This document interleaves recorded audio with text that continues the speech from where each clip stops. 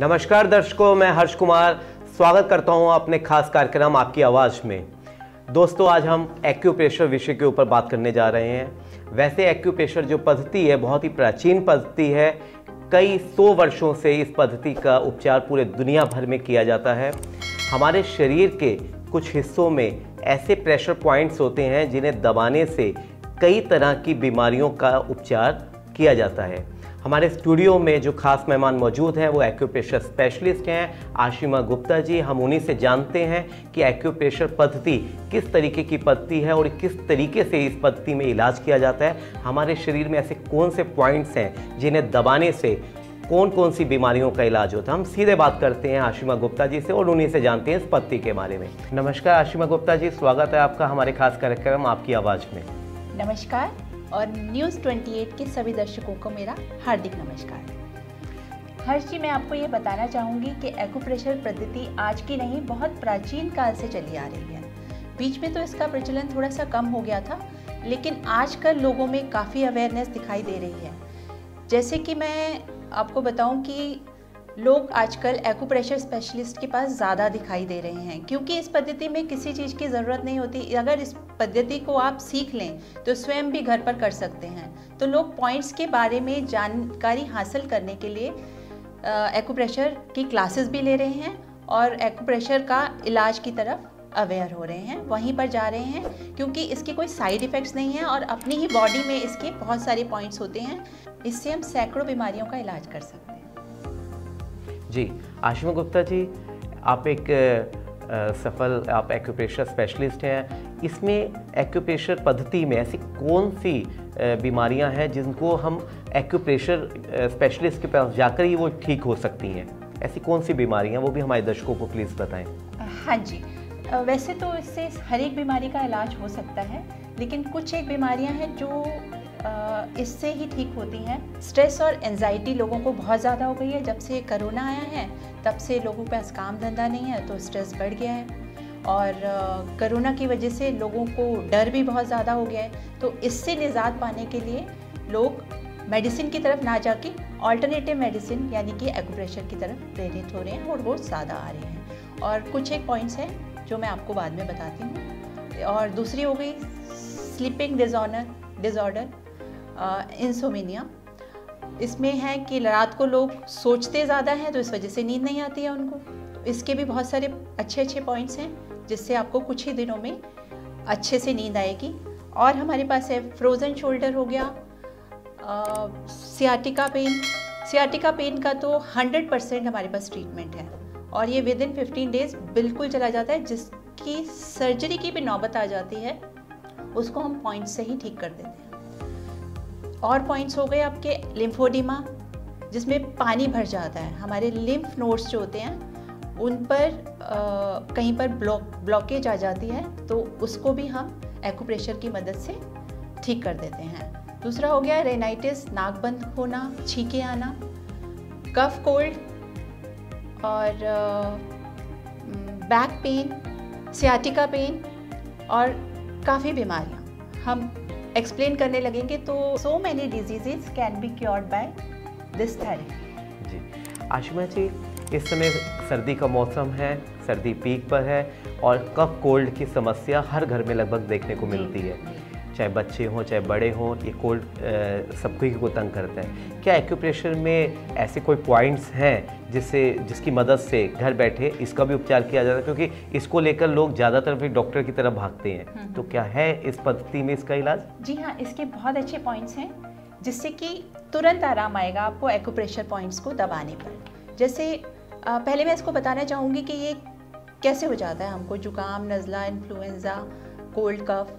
तो इसके लिए मैं बताऊंगी आपको कि हमारे ये ऊपर माथे के ऊपर कुछ पोर्शन होता है, वहाँ कैविटीज़ होते हैं, उसको साइनस कैविटीज़ बोलते हैं। वहाँ पे एयर होती है, यहाँ पर भी और ये फेस के नीचे भी। तो क्या होता है कि कोल्ड की वजह से हमको उस कैविटीज़ में टॉक्सिन्स इकट्ठे हो जाते हैं, तो हमें वो टॉक्सिन्स रिलीज़ करने होते हैं। टॉक्सिन्स रिलीज़ करने के लिए हमारे सबसे अच्छा पॉइंट है एक तो नाक के नीचे ये पॉइंट, नाक के दोनों साइड होते हैं ये पॉइंट, तो उनको हमने क्लॉकवाइज और एंटी क्लॉकवाइज हमने घुमाना होता है। उसको दोनों को इकट्ठा भी घुमा सकते हैं हम, और एक एक करके भी घुमा सकते हैं। Clockwise 10 times, anti clockwise 10 times. आपको तुरंत इसका इफेक्ट नज़र आएगा। दूसरा पॉइंट हो जाता है हमारा नाक के ऊपर ये पॉइंट, आईब्रोज के ये स्टार्टिंग में, इसको भी हमने क्लॉकवाइज राउंड राउंड घुमाना है और फिर ऑपोजिट घुमाना है। इसको भी आप 10 टाइम्स कर सकते हैं। उसके ऊपर आता है आपका, जिसको आप थर्ड आई भी कहते हैं, इसको भी आपने क्लॉकवाइज एंटी क्लॉकवाइज घुमा सकते हैं। इसके बाद आपका आता है ये वाला पॉइंट, इसको क्लॉकवाइज एंटी क्लॉकवाइज। इसको आप ज़्यादा भी घुमा सकते हैं क्योंकि साइनस की वजह से, जुकाम खांसी की वजह से आपको सर दर्द भी हो रहा होता है। इससे सर दर्द में भी आपको काफ़ी राहत मिलेगी। इसके बाद का पॉइंट आता है आपके ये उंगलियों के टिप्स। ये सारे टिप्स साइनस के पॉइंट्स हैं और जुकाम नज़ला इसके पॉइंट्स हैं। तो आपने इसको धीरे धीरे प्रेस करना है।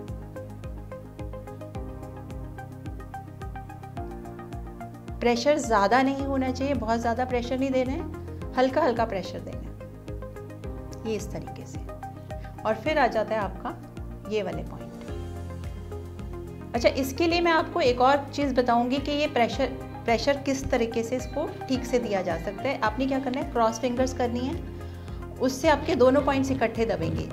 जब आप क्रॉस करते हैं तो ये फिंगर की टिप्स आपकी ये दूसरे वाले पॉइंट पर लगी, और जब आपने अपने हाथों को इस तरह से स्ट्रेच किया तो आपका ये दबाव दोनों पॉइंट्स पर पड़ गया इकट्ठे ही, टिप्स पर भी और ये नीचे भी। तो आपने प्रेस रिलीज, प्रेस रिलीज, इसको 20 टाइम्स करना है आपने। 20 टाइम्स ये करना है सुबह, दोपहर, शाम को। तो कुछ समय बाद ही आपको आराम मिलना शुरू हो जाएगा। इसके साथ ही आप एक दो प्राणायाम कर सकते हैं, जैसे उज्जयी प्राणायाम हो गया। उज्जयी प्राणायाम आप कहीं पर भी बैठे कर सकते हैं, ज़रूरी नहीं है कि आपको ज़मीन पर ही बैठना है। इसमें आप चेयर पे बैठकर, बेड पर बैठकर कहीं पे भी कर सकते हैं। इसमें आपने गले से अपनी आवाज़ को खींचना है, जैसे तो आपको जैसे स्टार्टिंग में थोड़ी सी खांसी भी आ सकती है। उसके बाद इसमें मेन आपको पता लगेगा उज्जयी ही है या आप ऐसे ही कर रहे हैं। तो उज्जयी में विशेषकर इसमें गले, जो टंग होती है आपकी, यहाँ पर गले में थोड़ी सी वाइब्रेशंस आपको आती दिखाई देगी। तो उज्जयी प्राणायाम कर सकते हैं। दूसरा है आपका सूर्य भेदी। तो नज़ला और जुकाम आपका किस लिए होता है, क्योंकि हमारी ठंड की वजह से हम जो गर्म तासीर होती है वो ख़त्म हो जाती है। तो गर्मी की तासीर लाने के लिए हमें सूर्य भेदी प्राणायाम करना। तो सूर्य भेदी प्राणायाम में आपने जो आपका राइट नोस्ट्रिल है उसको आपने उससे सांस लेनी है। जैसे आपने ये मुद्रा बनाई, वैसे आप कोई भी मुद्रा बना सकते हैं। ये मुद्रा आपकी विष्णु मुद्रा है। विष्णु मुद्रा में आपने ये लेफ्ट नोस्ट्रिल को बंद किया और राइट को खोले रखा। इससे आपने धीरे धीरे सांस लेनी है। अगर आप तेज़ी से सांस लेंगे तो ऑक्सीजन ठीक मात्रा में आपके अंदर नहीं जा पाएगी। तो आपने धीरे से सांस लिया, फिर अंगूठे से इसको राइट को बंद करके लेफ्ट से आपने एक्सहेल, फिर आपने अगेन राइट से ही लेना है सांस।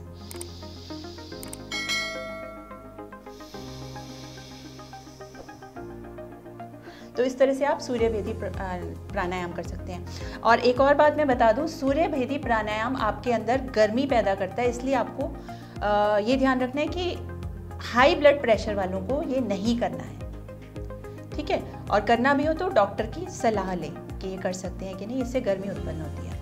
तीसरा प्राणायाम है कपालभाति। उसमें आपने एक्सहेल करना होता है, सांस लेना नहीं है। लेने की प्रक्रिया अपने आप होगी, बस आपने छोड़ना है सांस को। जैसे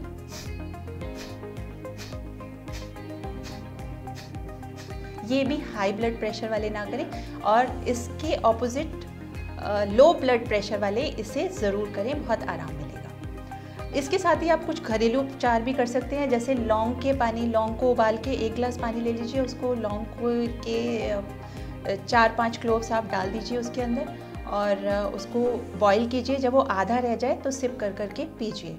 अगर किसी को इससे एलर्जी हो तो वो लौंग को अवॉइड करें।